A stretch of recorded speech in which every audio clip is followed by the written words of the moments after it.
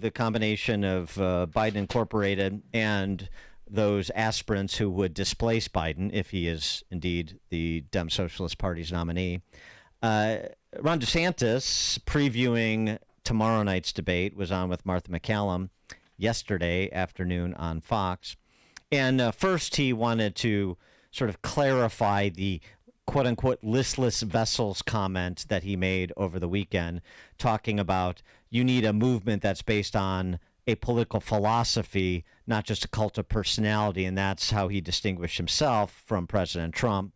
He explained that comment, that it was not a deplorables moment, it was not an attack on Trump voters, but on members of Congress who support Trump, essentially. Well, Martha, every Republican voter I've ever come in contact with, whether they're strong for Trump, lukewarm, or anything in between, wants us to stand on principle when you get elected or if you're involved in this process. And I think one of the big problems with our party for many, many years is people say they're going to do certain things and then don't end up following through. And so at the end of the day, it's what are we delivering for the people that have put us into office? And in the state of Florida, I can say that I have delivered more for America First principles than anybody else in the country. I mean, we've prohibited the CCP from purchasing land. We've cracked down on illegal immigration, expanded Second Amendment rights. We got indoctrination out of our schools. We have universal school choice and our crime rates at a 50-year low because we've done things like remove Soros-backed district attorneys. So that it's about results. And I think what you've had, the people in Congress that I was referring to that have attacked me and tried to say somehow that I was a rhino, they're putting entertainment and personality over principle. Our voters want us to stand on principle and fight for them. For a reaction to that and a preview of tomorrow night's debate as well, pleased to be joined by Congressman Matt Gaetz, a Republican from Florida's 1st, as you well know. Matt, thanks so much for joining us. Appreciate it. Yes, Matt Gaetz, listless vessel, right? Yes, well, that's that seems to be who he's. I know that he's only talking about you, but I think that would include you. How do you respond? Well, I like Ron DeSantis. I have the distinction of having prepared him for most of the debates that he's been involved in. I helped him run his campaign to get elected Florida governor. But it's disingenuous for him to suggest that that was a comment about members of Congress. He was referring to Trump voters. And his frustration is that as he articulates his work in Florida, it doesn't seem to be moving people. We aren't quite as listless as Ron DeSantis would hope that we were, because I think he hopes for a more dynamic process than we have, where more than half of Republican primary voters seem to be pretty comfortable with the political realignment that President Trump led. That's the great irony here. We used to be a party that I think was considerably weaker on trade, on immigration, certainly on interventionist foreign policy. President Trump has led a realignment, and we're excited to get back to the good times where the country was growing and the economy was prospering. Well, did you try to talk him out of running? Yeah, I did, actually. I told the governor that he's done a good job in Florida, that I thought he ought to finish that job, do it for 8 years.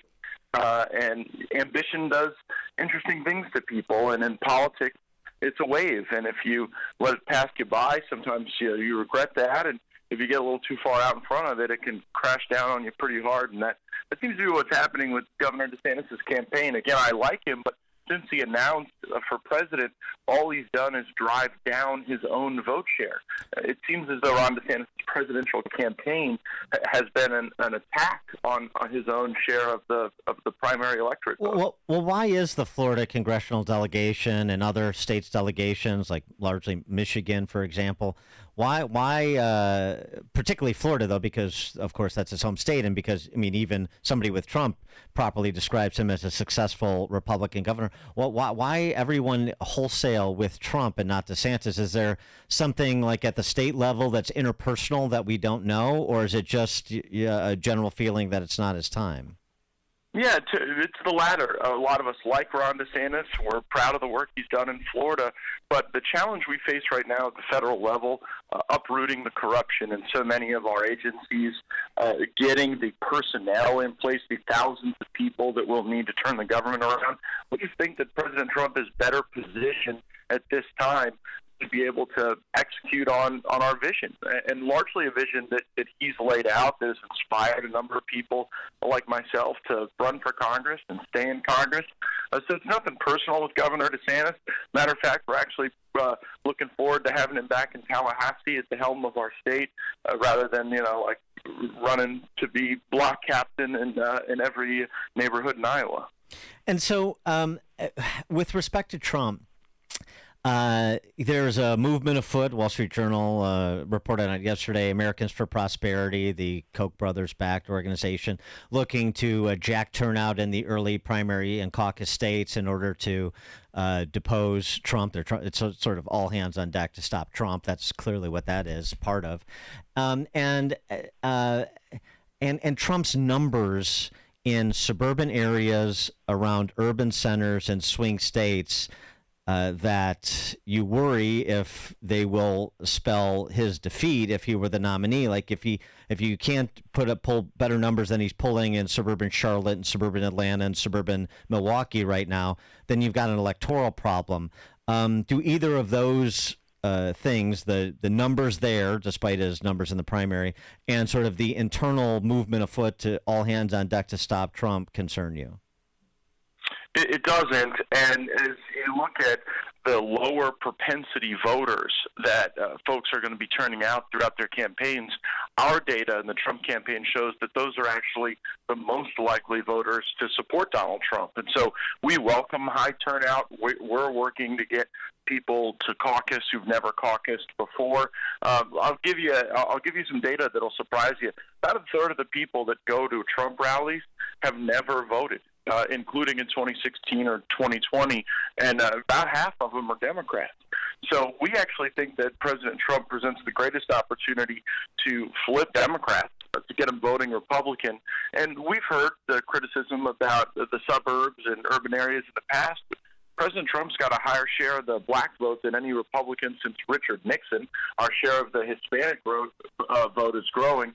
So we think we're going to have a real durable coalition for the general election. And a lot of those folks in the suburbs have seen their 401ks drop. They've seen their employment opportunities diminished under President Biden. And we got to remind people how exciting and dynamic and prosperous and really forward-leaning our economy was under President Trump's stewardship. And we think we can get back there. Yeah, life was a lot easier when there was President Trump, because the average American now is paying $709 more a month under the Biden administration. But a lot of people are still candidate shopping, Congressman, and want to hear from President Trump. And when you have half of GOP caucus goers in Iowa that are undecided, I just do not understand why he will not get on the debate stage. And he tweeted, or not tweeted out, but put on Truth Social that he's not going to any GOP debates. Well, one thing I know about President Trump, he does have occasion to change his mind on those things, so I don't think that's in stone. But I also understand that his sights are set on Joe Biden. And right now, to platform all these other candidates who might be at 1 or 2% or 0.5% might not be what puts us in the best position for victory. We have got a lead in the Iowa caucuses right now that is a larger lead than any Republican candidate has had in that state since George W. Bush in 2000. So these are historic leads that President Trump has, and we want to use that momentum to focus on Biden, not necessarily to go and trade slaps back and forth with Asa Hutchinson. Good old Asa. But thinking about the general election, I mean, just the prospect, and I'm not saying this will come to pass. Hopefully, most, if not all, of the trials can be put off until post-November. But let's say that doesn't happen, and because of the nature of the jurisdiction and the win percentages of prosecutors generally, that Trump is convicted before November on one or more of the charges in one or more of the jurisdictions that they're pending. I mean, have people contemplated, his campaign contemplated, just what you have to get over psychically with the electorate to elect somebody who has been convicted of crimes or, gosh knows, maybe even sentenced by that time? I mean, that's just that's going to be such a surreal moment for the country were it to come to pass. I agree with you that the entire purpose here is for Democrats to be able to deem President Trump a convicted felon at some point before the election. That's why they've got these 4 matters proceeding with great haste to a jury. And you're also right that this is all about venue. These are some of America's bluest jurisdictions where President Trump is going to have to sit before a jury that will not be a jury of his peers. I can assure you of that. And so it is new territory, and I think there is an element on the American psyche. But what we've seen thus far is that it is really driving the resolve of President Trump's supporters. The online giving is way up. The volunteer organizing we've seen really, really unprecedented for this stage of a campaign. And we hope to harness this momentum. You know, one of President Trump's great superpowers is when people are shooting at him and coming for him, he has a really unique way to convert that into some momentum for his supporters and his movement and his cause, and that's what we intend to do, verdict or no verdict, trial or no trial. You know, as you said, it's obvious the left wants Trump to be the nominee so they can run the game that you were just describing. What about Republicans? Don't we want Biden to be the nominee? And if that's true, then should the talk about impeachment be tamped down? I do not believe we have the votes to impeach anyone right now. I've long believed that Mayorkas, Christopher Wray, Garland, Biden, Harris have all likely violated their oath and thus are deserving of impeachment. But I think it's more important for us to conduct our rigorous oversight work to get those facts before the country. I wouldn't be obsessed with impeachment as a process so much as we got to change the way this country is working right now. We're hanging on by a thread. When you got a first family that's compromised, when you got tens of millions of dollars from foreigners showing up in these people's bank accounts, it gets pretty difficult to explain away, especially when it's tied to policy choices that the Biden administration has made that have advanced the interests of China and other nations at the expense of our fellow Americans. So, yeah, we want Biden. I don't think there'll be an impeachment. I think there'll be an election, and I think Joe Biden will be at one of his weakest states when he has to stand before the voters and defend a pretty abysmal record. Now, you have an inside track to former President Trump. Who is he thinking about for a vice presidential candidate? Oh, we have such a deep bench right now. I look at some of our governors. I look at people like Kristi Noem. I look at someone like a Sarah Huckabee. I know they're very close with the president, stay in close contact with him. We also have people that will be on the debate stage that I think President Trump is evaluating. People like Tim Scott, Vivek Ramaswamy. Certainly showing strong in the early stages of their campaigns, and who knows? President Trump might be throwing back the popcorn, slurping down a milkshake as he's contemplating who might be a great team member going forward. It was a bit of a protracted affair after House Republicans won the majority earlier this year, and you were on the side of concerns about Kevin McCarthy, to put it lightly. What's the unity status of the House Republicans at present under McCarthy? How would you rate the job that he's done so far as Speaker? I'll be straight with you. There's real concern right now because as we approach the end of government funding at the end of September, we have not done the work that is necessary to constrain spending. And the debt limit deal that Kevin McCarthy shepherded was a terrible deal for the country. It gives Joe Biden virtually everything he wants.